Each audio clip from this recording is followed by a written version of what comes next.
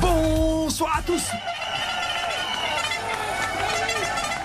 Et oui, sur RTL, comme partout ailleurs sur la planète, Paco, ça rime. Christophe Paco, même ça rime avec vélo.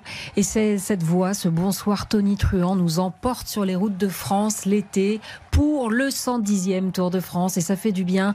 3405 km, 5 massifs montagneux traversés, 28 000 personnes à la sécurité. Le Tour de France s'est donc élancé de Bilbao samedi 1er juillet. Il est suivi dans 190 pays par environ 1 milliard de personnes au moins. Mais qu'est-ce que c'est que cette histoire, Ronan Zedorado? Pourquoi, à votre avis? Parce que vous savez ce que c'est vendre quelque chose. Oui, dites-moi. Vendre la France, vendre le Tour de France.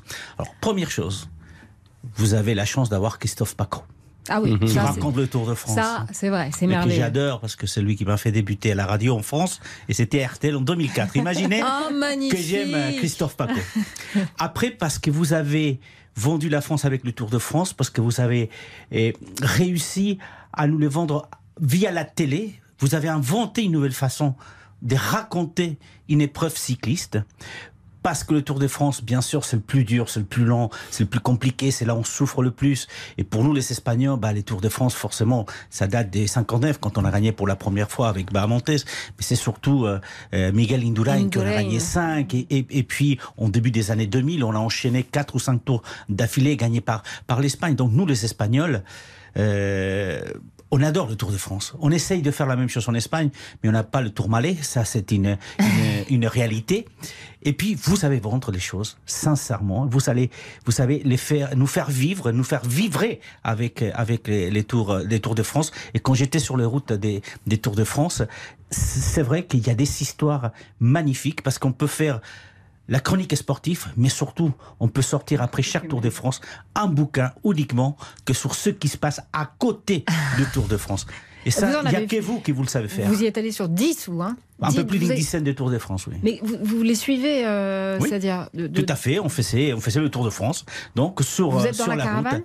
Dans la caravane, donc... la caravane, c'est 10 km derrière. C'est 10 km, et puis il y a la caravane officielle, et puis les véhicules techniques qui suivent derrière. C'est extrêmement compliqué. C'est très dur pour les journalistes, parce qu'il faut aller après dans les hôtels des différentes équipes, notamment les Espagnols, parce qu'il y en avait quelques-unes à l'époque où je le faisais.